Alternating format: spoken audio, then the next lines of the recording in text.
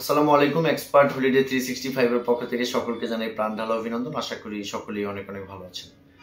আজকে আলোচনার মূল বিষয়টা হচ্ছে যে আপনারা অনেকেই আমাকে একটা প্রশ্ন করে থাকেন, বেসিক্যালি যারা বিষয়টা না জানেন, সেটা হচ্ছে যে কানাডা ভিজিটর ভিসার ক্ষেত্রে শিক্ষাগত যোগ্যতা কতটুকুন কাজ করে, অথবা শিক্ষাগত যোগ্যতা না থাকলে কানাডার ভিসা পেতে কোনো অসুবিধা হয় কিনা।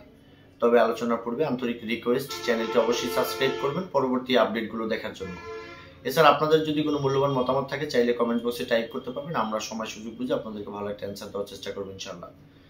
বাংলাদেশ থেকে বর্তমান সময়টাতে যারা আসলে কানাডাতে যেতে চাচ্ছেন, অথবা অনেকে আছেন ইতিপূর্বে অ্যাপ্লাই করেছিলেন, একবার ডিক্লাইন হয়েছেন, এদের প্রত্যেকের জন্য, অথবা নতুন করে যারা পুনরায় ভাবছেন যে অ্যাপ্লাই করবেন, এদের প্রত্যেকের জন্য এই ভিডিওটা কিন্তু ইম্পর্টেন্ট ভিডিও। দয়া করে স্ক্রিপ্ট না করে পুরো ভিডিওটা দেখার ট্রাই করবেন।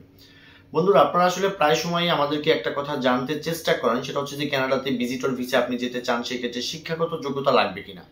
তো ইন্ডিভিজুয়ালি আপনাদেরকে অনেকেরই আমি বোঝানোর ট্রাই করেছি যে আসলে ভিজিটর ভিসার সাথে শিক্ষাগত যোগ্যতার আসলে কোনো সম্পর্ক নেই।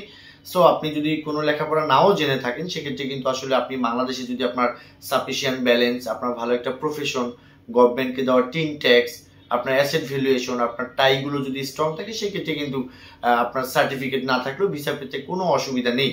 কারণটা হচ্ছে যে আপনাদের আরেকটা অবগতির জন্য জেনে রাখা ভালো যে শিক্ষাগত যোগ্যতা আপনার কিছু কিছু ভিসার ক্ষেত্রে প্রয়োজন হতে পারে, সেটা ভিন্ন ব্যাপার। যেমন আপনি যদি স্টুডেন্ট ভিসা যান, তো অবশ্যই আপনার সেখানে স্টাডি সার্টিফিকেট তো অবশ্যই সেটা লাগবে। বাট আপনি যদি ফ্যামিলি বা স্কুলিং ভিসা যান, সেক্ষেত্রে প্রয়োজন হতে পারে। কিন্তু ভিজিট ভিসার ক্ষেত্রে বেসিক্যালি ওরা যেটা দেখে, সেটা আপনি বাংলাদেশ থেকে কানাডাতে ঘুরতে যাবেন, দেন আপনি বাংলাদেশে ব্যাক করবেন কিনা, এই টাইটা আপনার ফাইলের মাঝে স্ট্রং কিনা।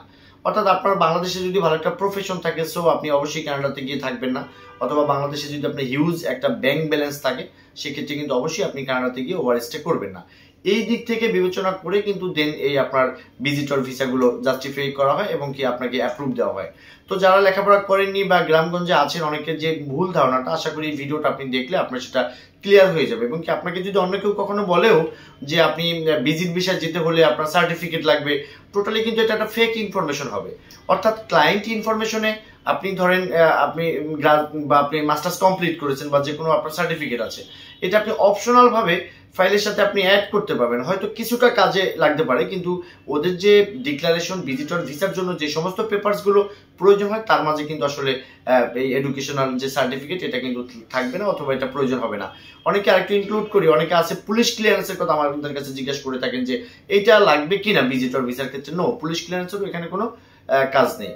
তো যাই হোক বন্ধুরা, আমরা নিয়মিতভাবে কানাডা ভিজিটর ভিসাগুলো নিয়ে কাজ করে আসছি, আর এখন বর্তমান সময়টাতে অনেকেরই ভিসা হচ্ছে।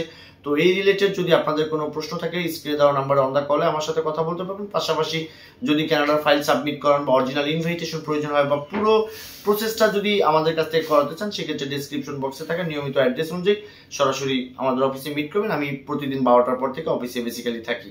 সকলে ভালো থাকবেন। আল্লাহ হাফেজ।